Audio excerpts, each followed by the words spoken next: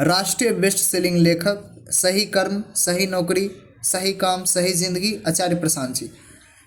आचार्य प्रशांत जी इस बुक में चैप्टर 5 के माध्यम से हम लोगों को क्या समझाना चाह रहे हैं वो समझने का प्रयास करते हैं। चैप्टर 5 में है ज्ञानी वही जो बाहर निरंतर कर्म में रत हो, पेज नंबर 51। ज्ञानी वही जो बाहर निरंतर कर्म में रत हो। ये चर्चा अद्वैत बोध स्थल 2021 में हुई है, जिसमें आचार्य प्रशांत जी कुछ समझाते हैं। कुछ एकदम मौलिक बातें बिल्कुल आरंभ में ही। पहली तो ये कि जब श्री कृष्ण कहे कर्म तो उससे आशय है निष्काम कर्म। अंधा कर्म या कामना के पीछे किया गया कर्म या अज्ञान में किया गया कर्म या नकल में किया गया कर्म श्री कृष्ण की भाषा में कर्म नहीं कहलाता। सांसारिक भाषा में हम व्यक्ति द्वारा कुछ भी होता देखते हैं तो उसको कर्म कह देते हैं। जिसको हम आजकल कर्म का सिद्धांत वगैरह कहते हैं उसमें भी किसी प्रकार के कर्म को ही कर्म कह दिया जाता है। पर श्री कृष्ण है और हम हैं, तो हमारी भाषा में श्री कृष्ण की बाध्यता नहीं बन सकती। जब श्री कृष्ण बोले कर्म तो उससे उनका आशय है निष्काम कर्म ही है। हाँ, कुछ जगहों पर वे स्वयं ही स्पष्ट कर देते हैं कि वे दूसरे तरह के कर्मों की बात कर रहे हैं, तब दूसरी बात है। उदाहरण के लिए कहीं पर वो अकर्म बोल देते हैं, कहीं पर वो वर्जित कर्म बोल देते हैं, विकर्म बोल देते हैं, तो वो सब अलग है। दूसरी बात है सिद्धि। आज इस शब्द से हम सम्मुख होंगे। सिद्धि, जब कभी सिद्धि की बात हो तो उससे आशय संसार के विषयों को साध लेना नहीं है। आप पूरे संसार पर भी प्रभुत्व पा ले तो उसको अध्याय में सिद्धि नहीं बोलते। कोई पानी पर चलने लग जाए, ये विशुद्ध अध्यात्म की भाषा में सिद्धि नहीं है। हालांकि धर्म में इन सबको भी सिद्धियों में गिना जाता है। अनिमा, लघिमा, ये सब हम जानते हैं क्या होते हैं। ये की सिद्धियाँ होती है 8 प्रकार की। तो योग में भी इनका उल्लेख आता है। कोई दूसरे के मन के भाव पढ़ सकता है, कोई अपने आकार को छोटा कर सकता है, कोई अपने आकार को बड़ा कर सकता है, कोई इतना हल्का हो सकता है कि हवा में तैरने लग जाए, कोई मनचाही जगह पर तत्काल पहुंच सकता।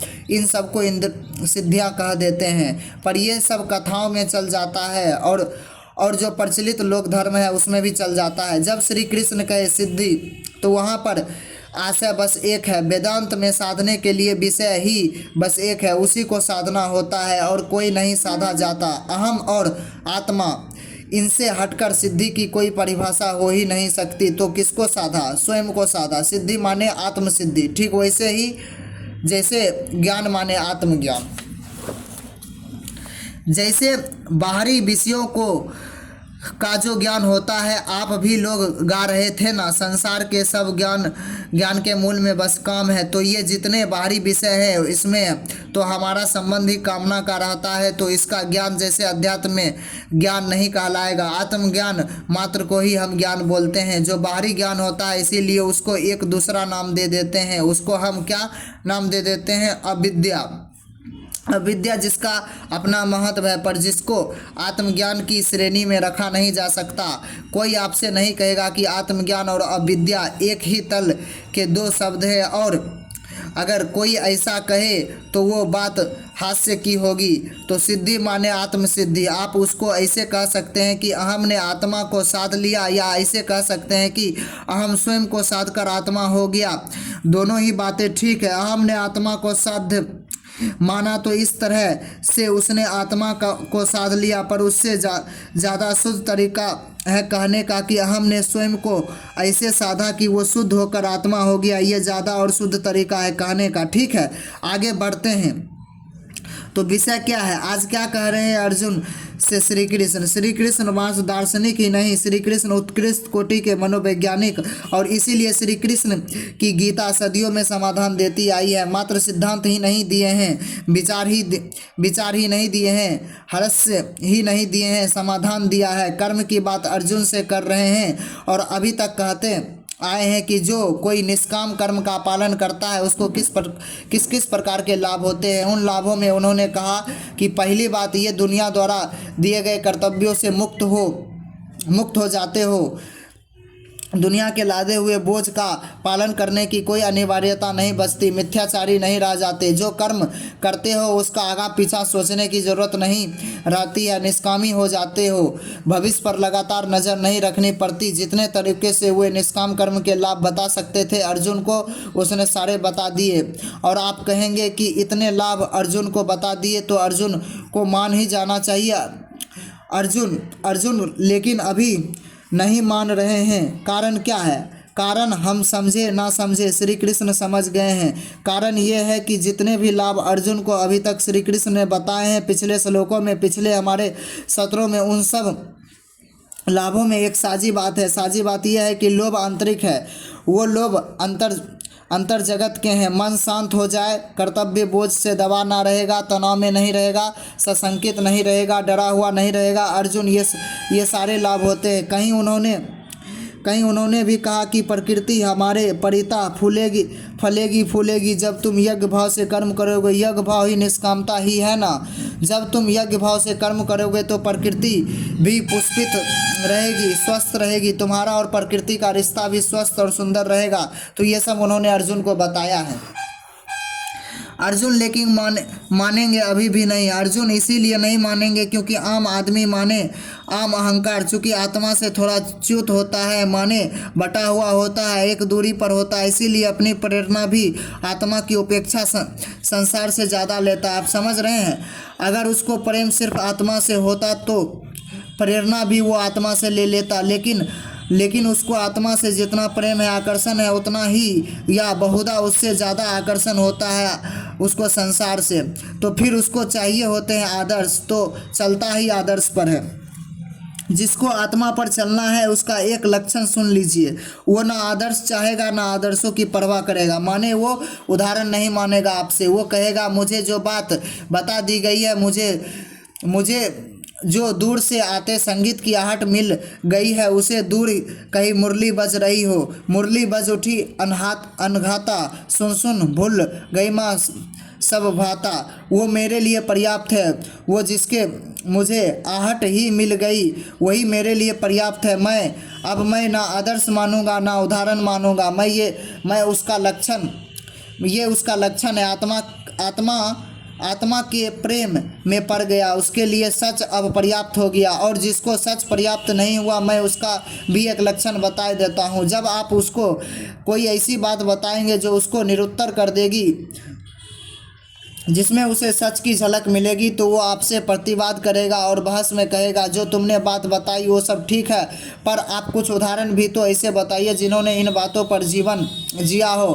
फिर उनका क्या हुआ ये भी बताइए। जिस दिशा में मैं जाना चाहता हूँ, जिस आयाम में मैं जीना चाहता हूँ, उसमें तो मेरे पास सफलता के बहुत सारे आदर्श हैं, उदाहरण हैं। एक बहुत निचले स्तर पर उदाहरण ले लेते हैं, ठीक है, क्योंकि मेरा इन सब चीज़ों से वास्ता पड़ चुका है। ख़ास तौर पर जब मैं युवाओं से बात किया करता था, आज भी युवाओं से ही भी बात कर रहा हूँ, पर तब और ज़्यादा युवा ही होते थे, तो उन्हें कोई बात बता, उदाहरण के लिए छोटी सी बात की सफलता के लिए बेईमानी ज़रूरी नहीं है, तो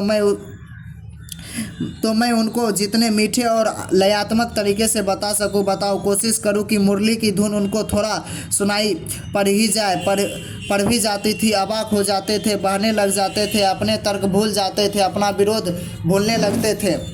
लेकिन फिर घंटी बजती थी कि बोलने का समय समाप्त हुआ, और इधर घंटी बजी और उधर तर्क बजने लगे।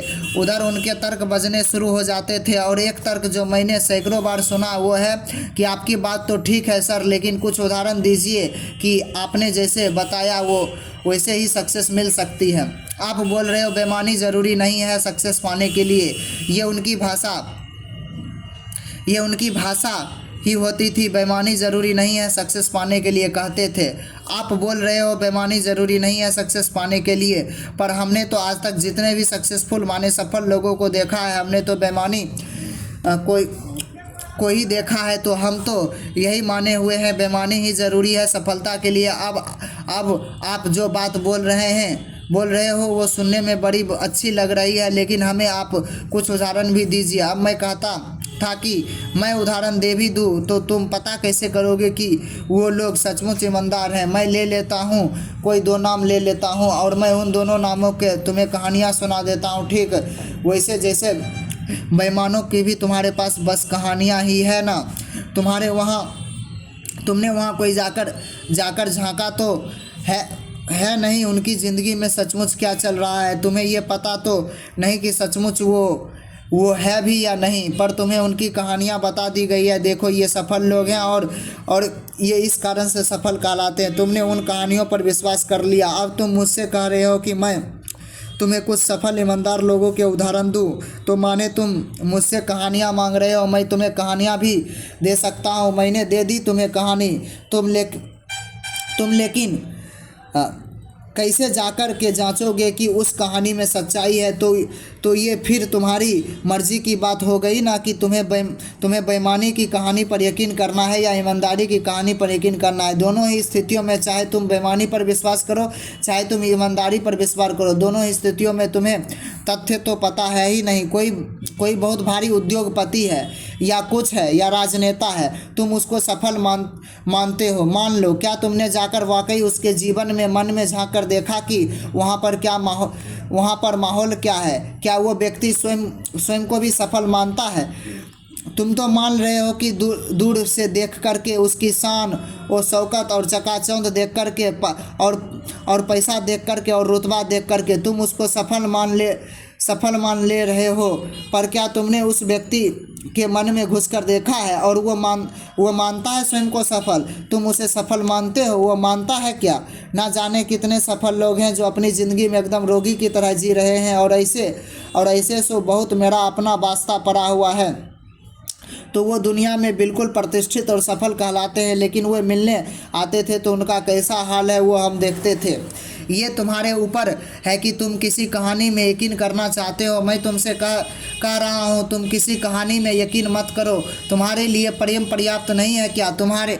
तुम्हें किसी दिशा में जाने के लिए उस दिशा की एक लुभावनी कहानी क्यों चाहिए? तुम्हारे लिए मुरली की धुन पर्याप्त क्यों नहीं है? मैंने तुम्हें कुछ बताया है और वो बात तुम्हारी ज़िंदगी की उस बात पर चलने के लिए तुम्हें दूसरी किसी ज़िंदगी का उदाहरण क्यों चाहिए? तुम्हारी अपनी ज़िंदगी पर्याप्त नहीं है क्या? मैं जब बोलता था वो निरुत्तर हो जाते थे, वो जान जाते थे कि ये बात बिल्कुल ठीक है, लेकिन फिर मैं चला जाता था। घंटी बज चुकी है और मेरे जाने के बाद क्या होता था मैं नहीं जानता। ये मेरी मजबूरी है कि मेरा जो संपर्क रहता है, मेरी जो बात रहती है उसे समाप्त होना पड़ता है। समाप्त होने के बाद क्या होता है वो राम जाने। आप बात समझ रहे हैं? आम आदमी में इतना साहस नहीं होता कि वो बस प्रेम पर चल सके। वो सहारा ढूंढता है कहानियों का। वो कहता है काश किसी तरीके से ये भरोसा आए कि इस रास्ते पर मुझे दुख ही दुख मिलेगा।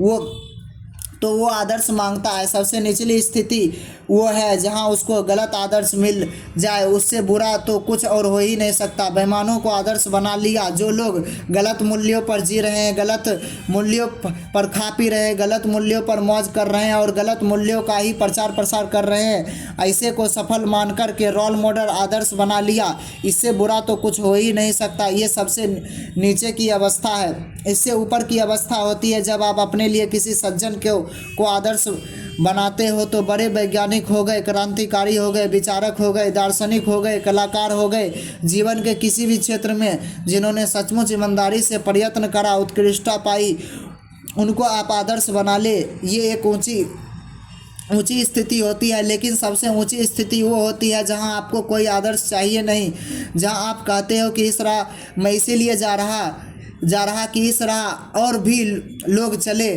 थे और सफल हुए। मैं इस राह इसीलिए जा रहा हूँ क्योंकि मुझे इसी राह जाना है। कोई ना चला तो इस राह पर कभी भी मैं तब भी इसी राह जाऊँगा। और तुम मुझे ये भी सिद्ध कर दो कि जितने लोग इस राह पर चले हैं वे सब बर्बाद हुए, तो मैं भी इसी राह पर जाऊँगा। ये उच्चतम स्थिति होती है। मैं तुमसे पूछ ही नहीं रहा कि इस राह पर चलने वालों का अंजाम क्या होता है। मैं नहीं जानना चाहता। हो सकता है कि बहुत अच्छा अंजाम होता हो सकता है कि बहुत बुरा अंजाम होता हो। ये भी हो सकता है कि इस राह आज तक कोई ना चला ही ना हो। द रोड लेट्स अवेट, हो सकता है कुछ नहीं कोई ना गया हो। मैं तो तब भी जाऊंगा। मैं जब अपनी पहली नौकरी में था, 21 साल का था, उस समय मैंने अपने ऑफिस में बैठकर लिखा था, तो वो लंबा चौड़ा लिखा था। उसमें से 2 पंक्तियाँ इसमें याद आ रही है। दिल से उड़ने और उड़ के गिरने के किस्से खूब सुनाई तुमने, बस याद है मुझे अब उड़ना चाहता हूँ। सब याद है मुझे अब उड़ना चाहता हूँ। दिल से उड़ने और उड़ के गिरने के किस्से खूब सुनाए तुमने, सब याद है मुझे अब उड़ना चाहता हूँ। क्योंकि उस वक्त भी मेरे आसपास लोगों को भनक लगने लगी थी कि मैं किसी गलत ही दिशा में उड़ने को तैयार हो रहा हूँ, तो वो मुझे किस्से सुनाते थे, कभी सीधे कभी आड़े टेढ़े तरीके से, कि बेटा जो तुम करना चाह रहे हो उसका अंजाम बुरा ही होता है। तुम पहले सुरमा नहीं हो कि बड़े बड़े क्रांतिकारी आए थे लेकिन किसी को कुछ नहीं मिला, सब बुरी मौत मरे।